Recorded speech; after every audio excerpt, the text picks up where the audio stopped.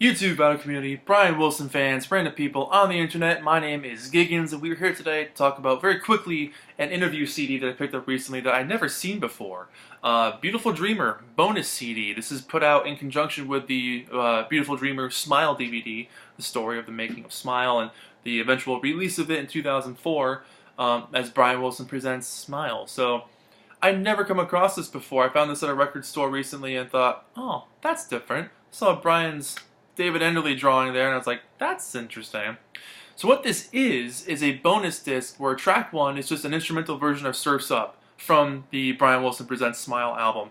Very cool to hear just the instrumental. You never get tired of that stuff. You really experience the genius of what he can produce. I know that word gets tossed around so much, but that track in particular is bloody genius. It really is something special, and hearing an instrumental is very cool. And really nothing too much to talk about that song. I mean, it's just, you've heard it, it's unbelievable. Hearing an instrumental, equally as amazing. Track 2 and track 3 is where it gets really interesting, because these are both interviews. And track 2 is an interview from David Leaf interviewing Brian Wilson on April 21st, 2005. And then the track 3 is also an interview from April 21st, 2005. And this is a great interview because at that time, let's go back. At that time, especially being a Beach Boys or Brian Wilson fan, one, the camps were so split apart. There was no ever chance of the Beach Boys getting back together at that point. It was very much, here's Mike's group, here's Brian emerging as a touring artist and putting out so much more new music. Like, this was the start of him putting out a ton of music. You know, for the next 7 years or so, he put out a lot of albums. He was really on fire in the mid-2000s. He really had a creative surge in his 60s. You know, starting off with, I'd kind of throw Imagination in there because that is what started him touring again. But really, you know, Getting In Over My Head, and then, of course, Brian Wilson Presents Smile, that changed a lot for him, and it changed a lot for his touring group and the confidence that he got from those shows. And I saw him on that tour. I saw him in 2005. I don't remember what day it was, but I was on that Smile tour, and it was a long show. He'd come out and do some hits, play all of Smile, do more hits. It was like a 3-hour show. It was a long day. Like, you know, we got up for tea at one point, but no, I'm exaggerating, but it was a great show. But he was on fire, is what I'm trying to say. The band was really hot. Everyone was gelled together. Jeff Foskett was still in the group at that point. And, you know, Darian, of course. But just a fantastic group. And that led him to doing that Lucky Old Son, and then the Gershwin album, then the Disney album. Then it just kept going and going and going. And the Christmas album. I mean, they put out so much music at that time. So hearing Brian at this stage is what I'm trying to get to. Hearing Brian at this stage of his life, in his early 60s, getting interviewed about Smile, the demons that he faced, and then a lot of them had gone away because of putting out Smile. It was, one, fun to listen to and kind of go back and experience this again, because I was so heavily into the Beach Boys at that point that it was super exciting when this all was happening back then. It was a very strange new world that here's Brian Wilson winning awards for Concert of the Year. He hadn't... What? He hated touring. All of a sudden he's out on tour playing an album we never thought we'd ever see, ever. And he's winning awards like Concert of the Year, Album of the Year, one of the best albums of all time, one of the best albums of the last 8 or 9 years. All these accolades were coming through. So, and he talks about this on the interview where he's so stoked about getting all this praise and realizing that the music he made wasn't inappropriate, that it was okay, and that people did want to hear it, and they were excited about it. Because for years, you know, David Leaf has been involved with the Beach Boys for 1,000 years. I mean, he's known the guy since like the early 70s. And throughout that time, he's always done, you know, liner notes for reissues or written books, or, you know, just been tight with the guys. And whenever Smile had come up, it was always sort of just pushed away. You know, Brian was like, look, I'm not going to talk about that. We were on crazy drugs. We wrote a bunch of stuff. The music wasn't appropriate. It wasn't the right time. I don't want to go down that road. And then, you know, track 3 on here where David gets interviewed by Jonathan Scheinfeld, or John Scheinfeld rather.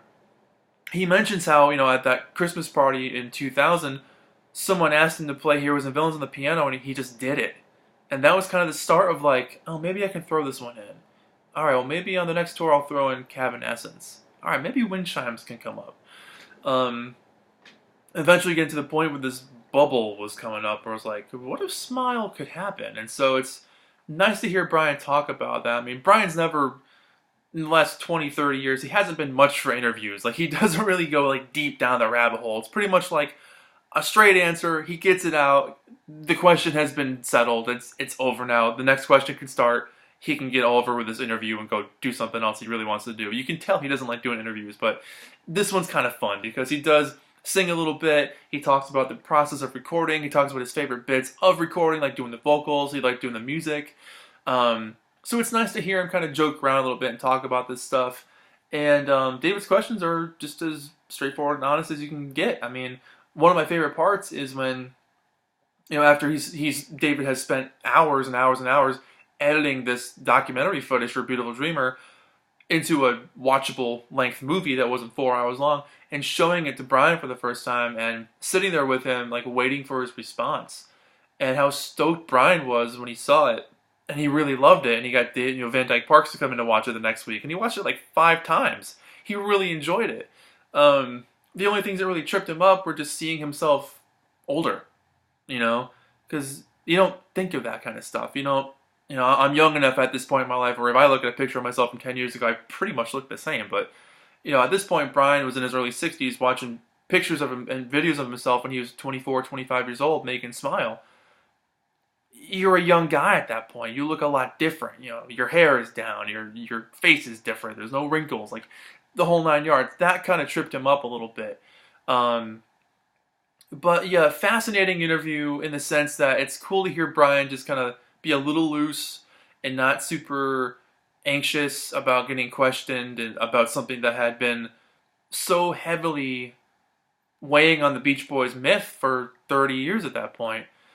And he had pushed Smile out of his head for so long, musically anyway. He knew the term Smile, and of course it was an album, but he had musically pushed a lot of that stuff away from his brain. So to revisit it, to get back with Van Dyke and work with Darian and kind of create this thing and then present it at the Royal Albert Hall, and then get a 10-minute standing ovation, it was sort of like 30 years worth of a monkey on your back kind of falling off your back.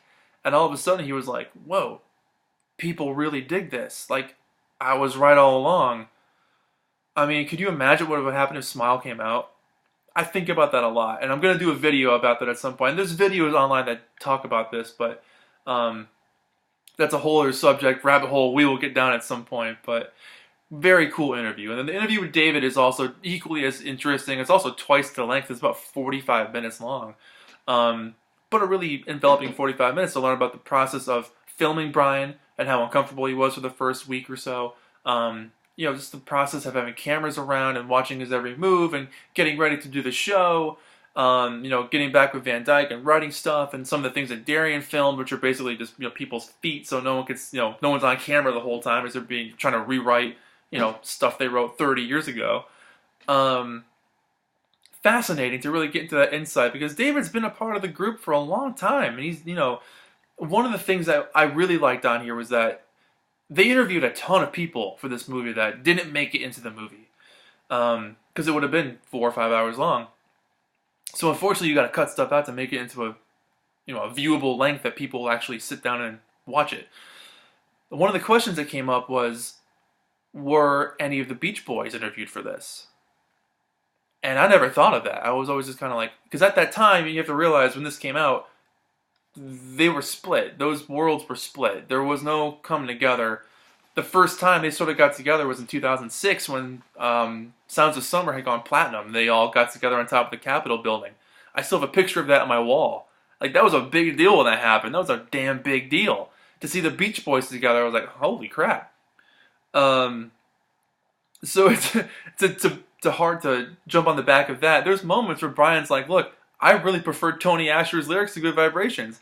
I think we played Good Vibrations better than the original. My group is better than the Beach Boys. Like, this was the world that we lived in at that point where, sort of nowadays, Brian might be a little bit more like, well, the Beach Boys were a great band. You know, but at this point, Brian was still kind of proved himself as like, I'm on my own here, man. Like, this is me. My group is freaking awesome. And they are. They are seriously awesome. Especially at that time. That like 2000 to 2010 era. Whew, that band was on fire, man. And so the answer to that about, you know, well, did any Beach Boys get interviewed? The response to that was sort of like, well, you'd have to interview those people that apparently didn't want something like this to happen in 1967 or apparently not around for this to happen in 2004. I remember Mike suing Brian's people because there was like a newspaper or a magazine in England where Brian had given away a free CD of some of the Smile tracks. You know, some of the stuff featured Mike's credit on there, and Mike was a bit cheesed off about that, which I can understand, but come on, man. So anyway, yeah, this is a very cool disc. I'm gonna post a little clip of this on my Instagram page. Just a little, like, you know, 40-second clip of Brian talking about some stuff, so you'll be able to see some of that. It's Giggens with an underscore after it on Instagram. It's Instagram, just Giggens underscore. You'll find me. I post on there once in a while, but very cool. And here's the back of it. It says, you know, not for sale, all that kind of stuff. So I'm not really sure where the heck this came from. I'm not sure if this would have been sold with the DVD or if this was available in a store. I don't know where this came from. Well, the case is broken. And from what I could tell, I think that's David Leaf's signature. With a number 2090 out of 2500. So it's a pretty limited kind of thing. But it looks like it says David Leaf. I guess. I mean, you guys tell me. Or David, if you're watching, is that your signature? So, yeah, that was a complete unexpected find. I had never heard of this, and, you know, for something to have come out in my lifetime, Beach Boys related, that I missed, a little rare. So this must have been kind of an unusual thing at that time. So, that's it. Just a short video to talk about this thing. Have you guys heard this? Do you have it? Have you listened to it? You know, definitely not anything sort of, you know, I wouldn't say super important to have in a Beach Boys collection, but maybe I'm wrong. It's really cool. The interview, especially with David, is great too. So to have this as part of my collection just for sort of archival purposes or just sort of reference, really, is nice to have. All those kind of details are very, very cool. So that's it. Beautiful Dreamer bonus CD along with the movie there. Yeah, my name is Giggens. This has been Beautiful Dreamer bonus CD. 10 out of 10 because it was just an absolutely fantastic fun listen and lots of good details and stories and just a good time. My name is Giggens. Thank you so much for watching. I'll see you guys in the next video. Bye-bye.